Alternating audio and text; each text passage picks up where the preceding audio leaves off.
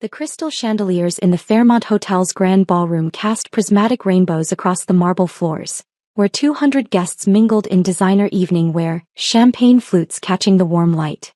The engagement party for my brother David and his fiancée Victoria had cost more than most people's annual salaries.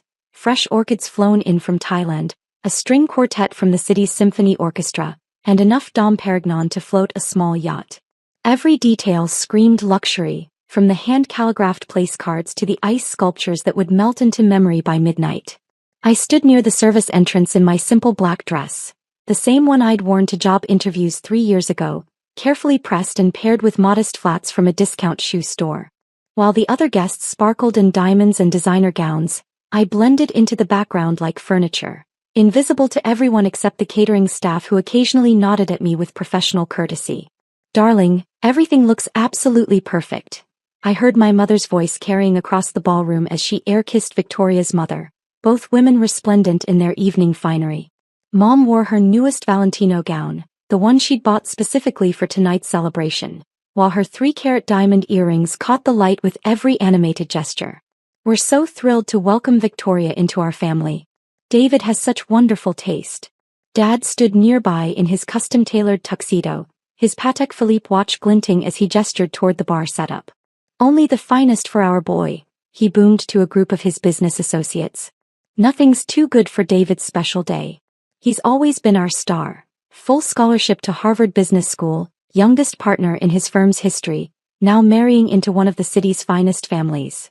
The pride in his voice was unmistakable, the same tone he'd used at David's graduation, his promotion celebration, his apartment warming party in the penthouse downtown. It was a tone I'd never heard directed at me, not once in my 28 years of existence. David himself stood at the center of the ballroom like a peacock displaying his plumage, his arm wrapped possessively around Victoria's waist as he regaled their guests with stories of their romantic getaway to the Maldives and their upcoming wedding at Martha's Vineyard. His custom Tom Ford tuxedo probably cost more than I spent on rent for 3 months, and his confidence radiated outward like heat from a bonfire. "The wedding's going to be absolutely magical," Victoria gushed to a cluster of her sorority sisters, her engagement ring, a 5-carat emerald-cut diamond surrounded by smaller stones, catching the chandelier light as she gestured. David spared no expense. "We've booked the entire resort for the weekend, flying in guests from around the world. It's going to be featured in Town and Country magazine." I remained by the wall, occasionally helping the catering staff when they looked overwhelmed, refilling champagne glasses and clearing empty plates. It wasn't officially my job, but I'd learned long ago that staying busy at family events helped me avoid the awkward conversations about my career situation and my disappointing life choices. "Sweetheart, why don't you grab us some of those canapés?" Mom called to me across the room, pointing toward the past appetizers with the casual expectation of someone addressing hired help. "The ones with the caviar. Victoria's parents will love them." I nodded and moved toward the catering station, weaving between clusters of guests who were deep in conversation about stock portfolios, vacation homes, and their children's acceptance letters to prestigious universities. None of them made eye contact with me. In my simple dress and modest appearance, I was effectively invisible in this crowd of wealth and status. "Excuse me, miss," a woman in a beaded gown stopped me as I balanced a tray of canapés. "Could you direct me to the ladies' room?" She assumed I was part of the catering staff and I didn't bother to correct her. It was easier than explaining that I was the groom's sister, the family member who didn't quite fit into this glittering world of privilege and accomplishment. As I distributed appetizers and refilled drinks, I caught fragments of conversations about David's success, his brilliant career trajectory, and his perfect match with Victoria. Their love story had all the elements of a fairy tale: Harvard Business School sweethearts, a proposal on a private beach in Santorini, and a future that promised continued wealth and social prominence. "David's always been exceptional," I heard my aunt telling a group of Victoria's relatives. "Even as a child you could tell he was destined for greatness. Harvard MBA partnership at 29, now this beautiful engagement. We're so proud of how he's turned out." The unspoken comparison hung in the air like expensive perfume. David was the success story, the child who had fulfilled every parental expectation and social obligation. I was the cautionary tale, the sibling who had somehow failed to live up to the family's standards despite having access to the same opportunities and resources. Around 9 o'clock, Victoria's parents arrived fashionably late, making their entrance like visiting royalty. Richard Pemberton III was old money personified. His family had owned shipping companies for 4 generations, and his net worth was the kind that appeared in Forbes estimates rather than public records. His wife Eleanor dripped with inherited jewelry and the kind of understated elegance that money couldn't buy, only breed. "David, my boy," Richard boomed, enveloping my brother in a hearty embrace. "You look magnificent. This whole affair is absolutely first class. Your parents have outdone themselves." "Thank you, sir," David replied with the practiced charm he'd perfected in business school. "We wanted tonight to be special for Victoria. She deserves nothing but the best." Eleanor kissed Victoria on both cheeks with the refined affection of someone raised in boarding schools and finishing academies. "Darling, you look radiant. That dress is stunning. Is it Vera Wang?" "Custom Marchesa," Victoria replied with obvious pleasure. "David insisted on flying us to New York to work with their design team personally. He said tonight had to be perfect." As the evening progressed, I continued my invisible service, refilling glasses and clearing plates while the celebrations swirled around me like an elaborate dance I wasn't invited to join. The conversations grew louder and more animated as the champagne flowed, filled with laughter, congratulations, and increasingly elaborate toasts to the happy couple's future. "Ladies and gentlemen," David called out around 10 o'clock, tapping his champagne flute with a silver spoon to get everyone's attention. "If I could have your attention for just a moment." The ballroom gradually quieted as guests turned toward the center of the room where David stood with Victoria, both of them glowing with happiness and champagne. The string quartet ceased playing, leaving only the gentle hum of conversation and the soft clink of crystal glasses. "Victoria and I want to thank all of you for being here tonight," David began, his voice carrying easily across the marble floors and high ceilings. "Your presence means the world to us as we celebrate this next chapter in our lives together." Applause rippled through the crowd, punctuated by enthusiastic cheers from David's college friends and Victoria's sorority sisters. I stood near the back of the room holding an empty champagne tray, watching my brother bask in the adoration of 200 of the city's most influential people. "I also want to take this opportunity to introduce Victoria's parents to some of our family members they haven't met yet," David continued, scanning the crowd until his eyes landed on me near the service station. A smile spread across his face. Not the warm, genuine smile he reserved for people he respected, but the condescending smirk he'd perfected during our childhood whenever he was about to demonstrate his superiority. "Victoria, Richard, Eleanor," he called out, gesturing for them to join him near where I stood. "I'd like you to meet my sister, Sophia." The 3 of them approached with polite smiles, clearly expecting to meet another successful family member who would fit seamlessly into their world of privilege and accomplishment. Richard extended his hand with the confident charm of someone accustomed to making favorable impressions, while Eleanor appraised my appearance with the practiced eye of someone who could determine social status at a glance. "Meet the family failure," David announced with theatrical flair, his voice loud enough to carry to the nearby guests who had gathered to witness this introduction. "Sophia here has been exploring her options for the past few years. Still trying to figure out what she wants to be when she grows up." Laughter erupted from the surrounding crowd, not malicious exactly, but the kind of amused chuckling that wealthy people reserve for stories about others' misfortunes. David's business school friends nodded knowingly, having heard similar stories about underachieving siblings who couldn't match their successful brother's accomplishments. "Oh, David," Victoria laughed, swatting playfully at his arm. "You're terrible. I'm sure Sophia is wonderful." But her tone suggested she was merely being polite, going through the social motions expected of someone in her position. Richard's handshake became noticeably less firm as he processed David's introduction, while Eleanor's smile grew more strained.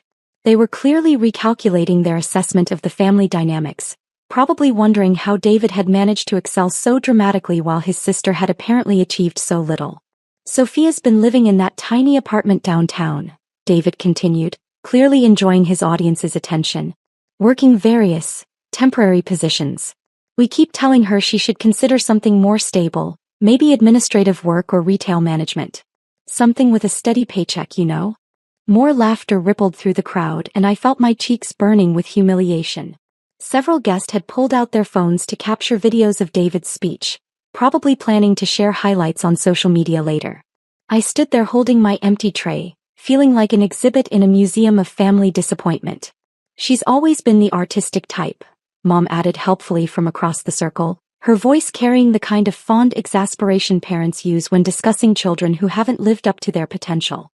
Very creative, very idealistic. We thought she'd outgrow it eventually, but you know how some people are about following their dreams instead of being practical. Dad nodded sagely as if my presence had reminded him of an ongoing family problem he'd been trying to solve. We've offered to help her get settled in something more traditional, maybe accounting or human resources. David has connections at several firms that might be willing to give her a chance, despite her unconventional background. The condescension in their voices was suffocating. Here I was, being discussed like a charity case in front of 200 of the city's elite, my own family painting me as an object of pity and disappointment. The catering staff, I noticed, had stopped their work to listen, probably grateful that someone else was providing the evening's entertainment. Well, Eleanor said diplomatically, everyone finds their path in their own time. I'm sure Sophia will discover what's right for her eventually. Her tone suggested she thought that discovery was long overdue and unlikely to involve anything particularly impressive.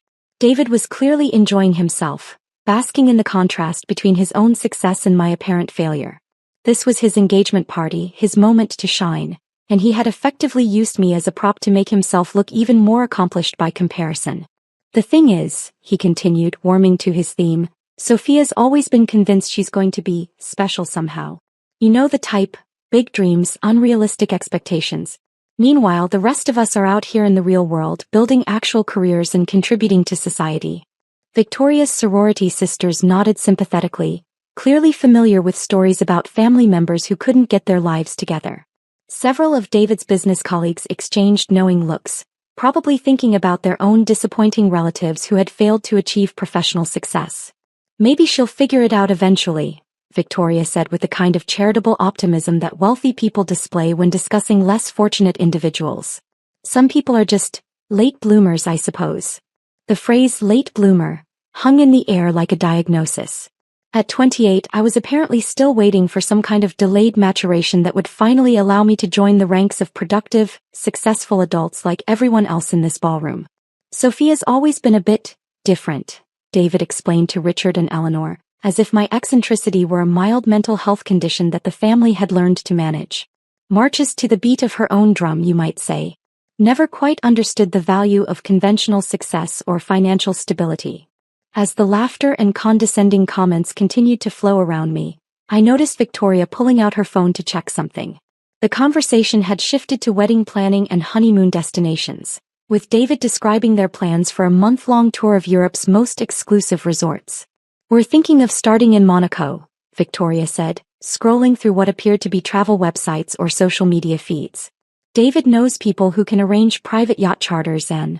She stopped mid-sentence, her eyes fixed on her phone screen with an expression of sudden confusion. The animated chatter around us continued, but Victoria had gone completely still, staring at whatever had appeared on her device. What is it, darling? Eleanor asked, noticing her daughter's distraction. You look like you've seen a ghost. Victoria's eyes flicked from her phone screen to my face, then back to the screen, then to my face again. Her carefully applied makeup couldn't hide the fact that all color had drained from her cheeks. Is this you? She asked quietly, turning her phone screen toward me. Is this you on Forbes? The laughter that had been rippling through our circle stopped as if someone had flipped a switch. David, who had been in the middle of describing their planned suite at the Hotel de Paris in Monte Carlo, fell silent mid-sentence.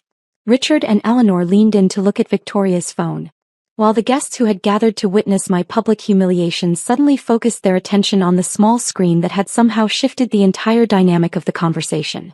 I looked at the phone screen and saw exactly what Victoria was seeing.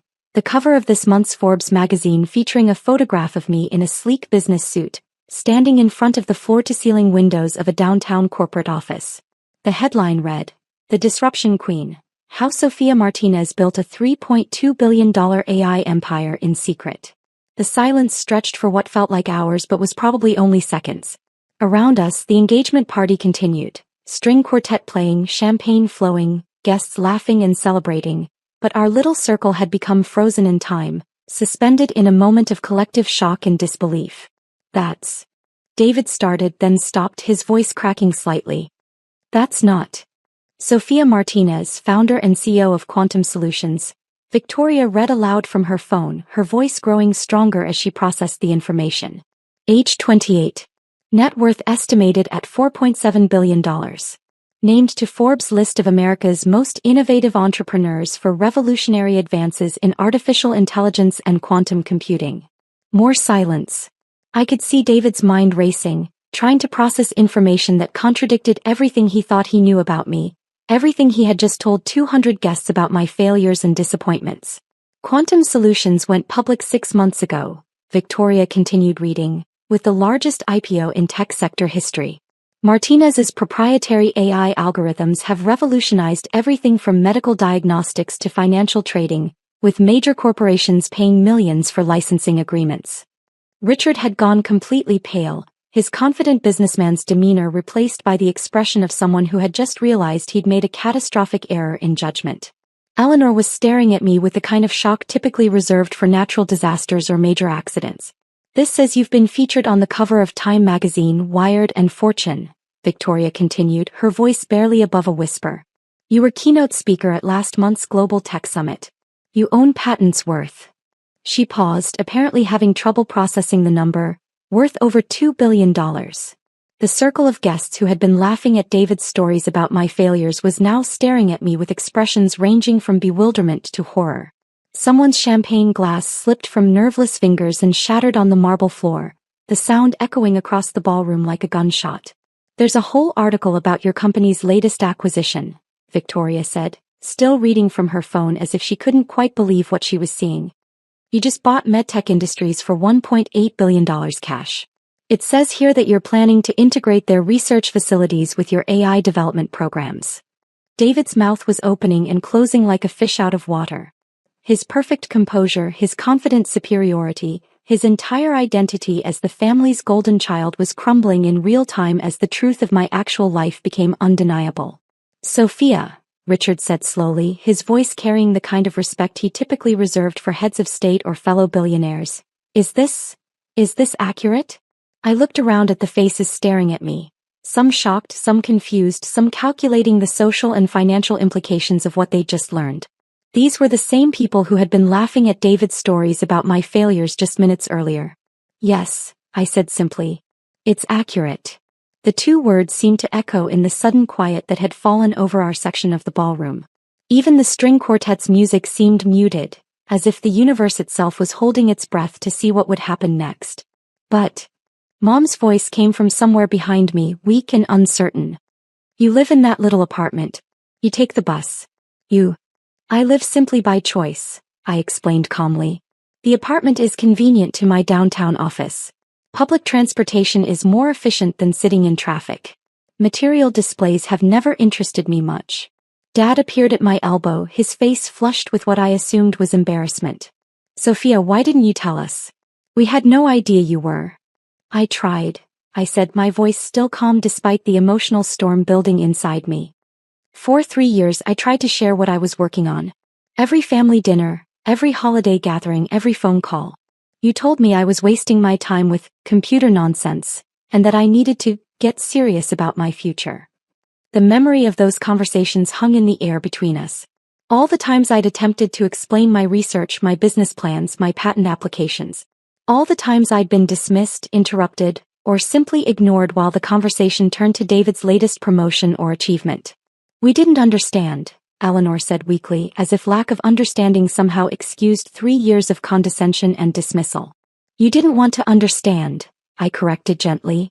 Understanding would have required listening, and listening would have required believing that I might actually be capable of something significant. Victoria was still scrolling through articles on her phone, her expression growing more stunned with each new piece of information she discovered. There's a video interview with you on CNBC from last week, she said. And another one with Bloomberg from last month. How did we miss all of this? Because you weren't looking, I said simply.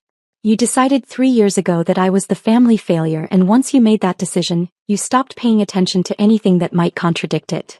David finally found his voice, though it came out as barely more than a whisper. Forbes estimates your net worth at $4.7 billion? That's conservative, I replied. It doesn't include the value of my private holdings or the intellectual property portfolio that's not directly tied to quantum solutions. The actual number is probably closer to $6 billion, but I don't really track it that closely. $6 billion. The number seemed to ricochet around our circle like a pinball, bouncing off shocked faces and confused expressions. For reference, David's annual salary at his prestigious firm was probably around $300,000, respectable by most standards, but a rounding error compared to what I'd built. Your quantum computing breakthrough, Richard said, clearly trying to process the technical implications alongside the financial ones. The articles say it could revolutionize everything from cybersecurity to pharmaceutical research.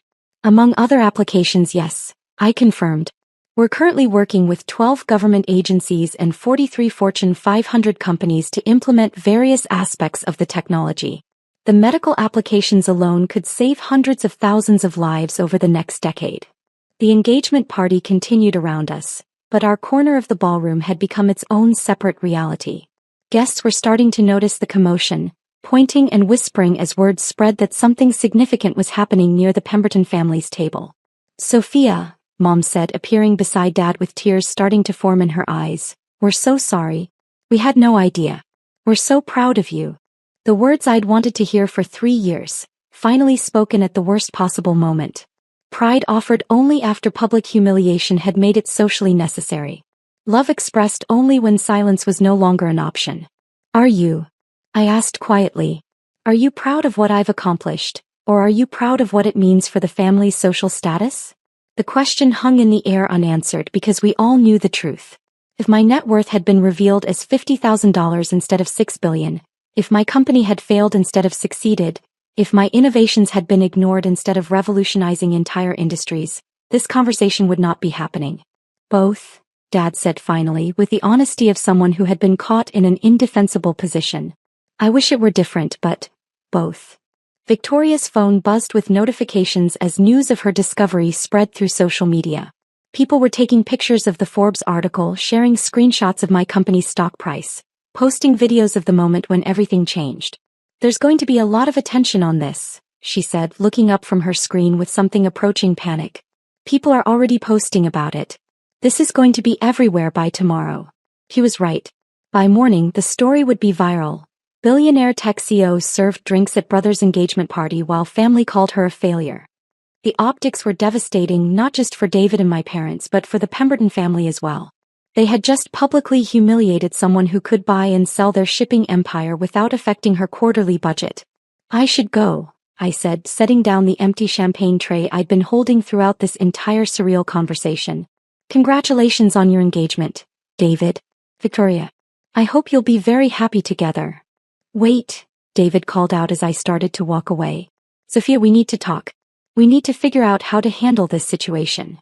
I stopped and turned back to face him one last time. My brother, who had spent the entire evening using me as a prop in his performance of superiority, now looked smaller somehow, diminished by the revelation that everything he thought he knew about our family dynamics had been completely wrong. There's nothing to handle, I said. You introduced me exactly as you see me, the family failure. The fact that your perception doesn't match reality isn't my problem to solve. But people will think. He started, then stopped, probably realizing that what people would think was entirely accurate, that he had publicly humiliated a sister who had achieved more in 3 years than he would accomplish in his entire career. People will think what they think, I replied. I can't control that, and honestly I don't care anymore. I stopped caring about your opinion of me the day I realized that your approval was never actually available, regardless of what I achieved. As I walked toward the ballroom exit, I could hear the whispered conversations starting behind me. Guests who had witnessed the revelation were already pulling out their phones, searching for more information about quantum solutions and its mysterious founder. The engagement party would be remembered not for celebrating David and Victoria's future, but for the moment when everything everyone thought they knew turned out to be completely wrong. Outside the hotel, I called my driver. Something I'd started doing 6 months ago when the constant media attention made public transportation complicated. As I waited for the car, I thought about the irony of the situation. I had spent 3 years trying to earn my family's respect through achievement, only to discover that respect offered after public humiliation felt hollow and meaningless. My phone buzzed with a text from my assistant. The CNBC interview got moved to tomorrow morning. They want to discuss the Forbes cover and the market reaction to your latest patent filings. Should I confirm? I typed back, confirm the interview. And please schedule a meeting with our legal team tomorrow afternoon. We may need to discuss some personal matters that could affect the company's public image. As my car pulled up to the hotel entrance, I realized that tonight had been a gift, though not the kind anyone had intended. For 3 years, I had carried the weight of my family's disappointment, wondering if maybe they were right about my choices and priorities. Now I knew with absolute certainty that their opinion of my worth had never been based on my actual accomplishments or potential. They hadn't seen my success because they hadn't wanted to see it. They had needed me to be the failure in order for David to be the star. My role in the family narrative had been predetermined, and no amount of achievement would have changed that dynamic until external forces made it impossible to maintain. The drive back to my apartment gave me time to process what had happened and what would happen next. By tomorrow, the story would be everywhere, dissected and analyzed by business journalists, social media commentators, and anyone who enjoyed watching privileged families implode in real time. David's engagement party, which was supposed to be his moment of triumph, would instead become a case study in how assumptions about success and failure can be completely divorced from reality. Victoria would have to decide whether she wanted to marry into a family that had just demonstrated such spectacular judgment failures in front of 200 influential witnesses. And I would continue building the future I'd been working toward for 3 years, but without the emotional burden of seeking approval from people who had never been capable of offering it authentically. My phone rang as the car pulled up to my building. The caller ID showed David's number. "Hello," I answered. "Sophia." His voice was strained, desperate. "We need to talk. This whole thing tonight, it got out of hand. We can fix this. We're family. Are we?" I asked quietly. "Because for 3 years I've been trying to figure out what family means to you. Tonight I think I finally understand." "It means we stick together," he said quickly. "It means we support each other. It means we work through problems instead of walking away." Where was that philosophy when I was working 16-hour days to build my company? I asked. Where was that support when I was trying to share my excitement about breakthrough patents and revolutionary technology? Where was that family loyalty when you introduced me as the family failure to 200 people? Silence on the other end of the line. "I know we made mistakes," he said finally. "But we can fix this. We can make it right." "Some things can't be fixed, David," I replied. "Some damage is permanent. Tonight wasn't a mistake. It was the inevitable result of 3 years of choices you all made about how to treat me." "So what happens now?" he asked, and I could hear genuine fear in his voice. "What happens to us? What happens to the family?" I looked up at my building, the tiny apartment that David had mocked, which was actually a penthouse I'd bought for cash because I preferred privacy to ostentation. "I don't know," I said honestly. "I guess that depends on whether you're capable of change or if tonight was just damage control." "Give us a chance," he pleaded. "Give us a chance to show you that we can do better." "I've been giving you chances for 3 years," I replied. "Tonight was your chance to see me clearly without any agenda or ulterior motive. Instead, you chose to humiliate me in front of strangers for entertainment. That tells me everything I need to know about who you really are."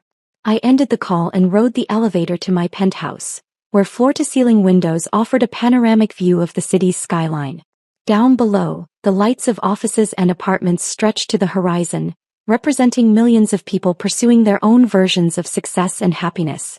For 3 years, I had built an empire while living in the shadows of my family's expectations. Tomorrow that would change.